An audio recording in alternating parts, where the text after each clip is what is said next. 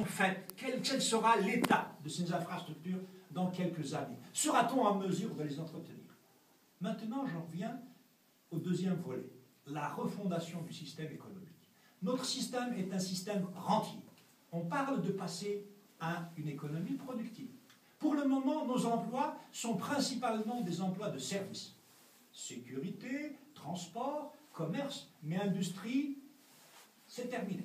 C'est la désindustrialisation, sauf pour quelques industries qui sont largement protégées. Donc, mais pour le volet économique, comment passer d'une économie rentière à une économie productive? Il faut clarifier les droits de propriété, la propriété des ressources naturelles. Les générations futures ont un droit sur ces ressources, sur les ressources naturelles. Le pétrole appartient aussi aux générations futures. Et aujourd'hui, nous utilisons ce pétrole, nous épuisons cette ressource et sacrifions. Non seulement nous ne réalisons pas des emplois durables, mais en même temps, nous sacrifions les intérêts des générations futures. Donc, il faudra inscrire dans la Constitution que le pétrole appartient aussi aux générations futures. Alors, qu'est-ce qu'on fera avec ensuite, cet argent du pétrole, on le prêtera à ceux qui travaillent, à ceux qui produisent des richesses. On le prêtera parce qu'il appartient aussi aux générations futures. Donc on pourra considérer le pétrole et les pétrodollars comme un prêt des générations futures aux générations présentes. Donc il faut refonder, je termine, il reste un point sur la propriété. Il n'y a pas que le sous-sol, il y a aussi le sol, la terre, la propriété de la terre.